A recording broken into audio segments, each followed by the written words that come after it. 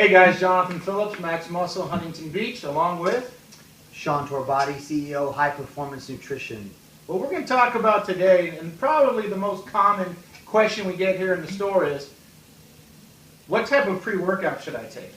What's the difference between the pre-workouts? How is a $30, $40 pre-workout different than a $10 or $15 pre-workout? Should I even take a pre-workout? Yeah, should I even take a pre-workout? So what we've done today is take 4 of our top sellers here in the store. We have MTS Clash by Mark Lobliner, Fury Extreme, the new Fury Extreme by Doug Miller at Core Nutraceuticals, Max Muscle FBX 2.0 reformulation, and HPN P3 new formulation. Sean is the CEO of HPN, so Sean, tell me about the new product.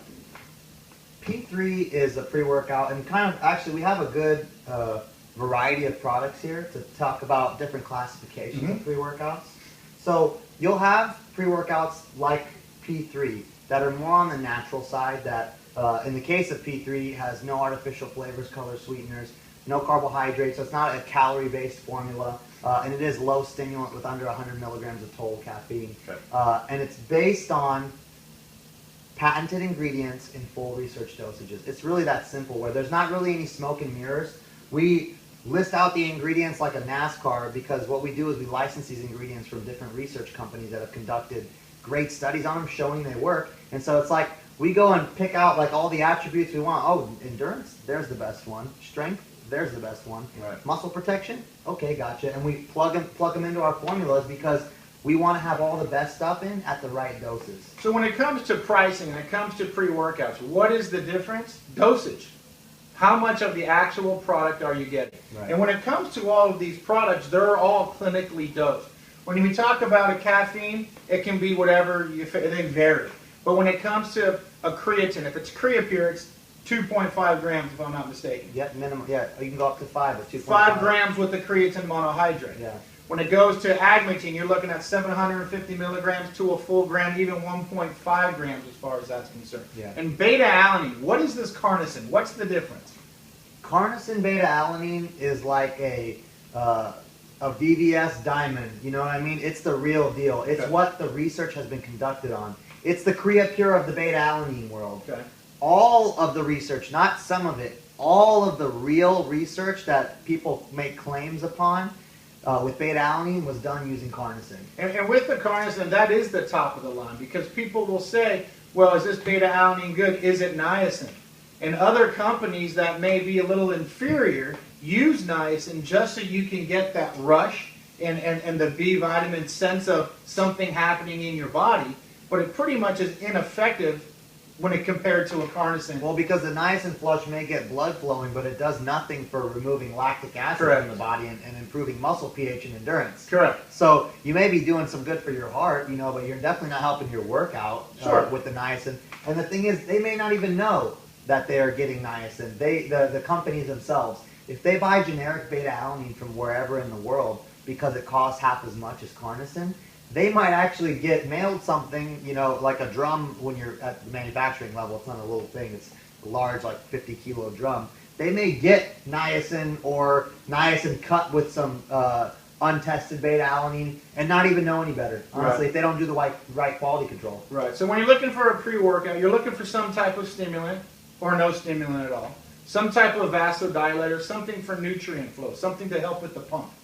Creatine for cell volumization, ATP production, cellular energy, and carnosine for basically endurance to help with muscle fatigue. Yeah. So we're looking for proper clinical doses. Everything we have here is going to change as far as caffeine levels.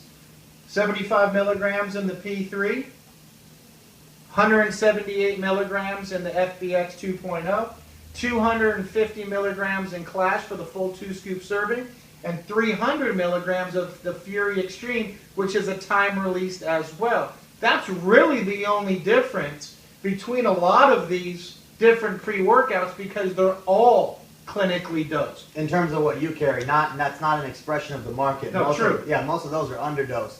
And a good way to look very quickly at a formula and know kind of what you're getting is, for example, you pick up a bottle of Clash and you look at what the serving size is, it's 13.3 grams. Right. You look at the amount of carbohydrates in it, there's none. and you look at the ingredients, there's a lot of them. Right. So you're getting great doses of all the ingredients. Correct. So there's times when people will say, well, my pre-workout was $20. Yeah. And we'll look at the entire proprietary blend, which none of these are proprietary blends, because I want to know what I'm giving you. And with that, it's a total of 5 grams. Not even. No, Maybe not even. I see a lot that are about 3 grams, 2.5 grams, 4 grams for all the active ingredients. And and the first one's, let's say, creatine generic. Sure. You already needed 5 of that, so right. everything else got shorted. So if it's 5 grams of creatine and 3.2 grams of beta-alanine, that's 8.2 grams for only 2 of the ingredients. And people are showing pre-workouts for $15, $20, $25 that are 3 grams of total. That's why it's cheaper. So if you want to have a product that's going to work, you want to make sure you get greatly dosed product, you want to make sure it's clinically dosed, you want to make sure it's tested, come on down to Max Muscle Huntington Beach, 714 Adams Avenue. We have everything you need, from pills, powders, potions to lotions. You want it, we got it. You need it, we can get it. If you're training hard, guys, a pre-workout is a must in my opinion. Of course, you can do without. If you don't have enough money for the food you need, your gym membership, sure. and a good protein to help you meet your protein needs, maybe you need to spend the money there first. But as soon as you get into that next tier of supplementation where you want to take your game to the next level, you want to keep getting stronger, which is the key to building muscle. You want to have great sessions, which is important for fat loss. A pre-workout's a great way to do it. It gets you, I mean, you know what? Let's just say that part of it is mental in terms of your ritual. There's a lot to be said about rituals and how they lead to excellence. So if part of your ritual is drinking a pre-workout like mine is, and I'll tell you what, I rotate actually between mine and Mark and Doug's products all the time. I try different ones, just to switch it up a little bit. But mostly, obviously, I do drink P3. It's part of my ritual. It gets me in the mindset for the gym. I know I'm going to go in there and destroy it, and that's how you get great results. I agree. Train hard, guys. We'll talk to you soon.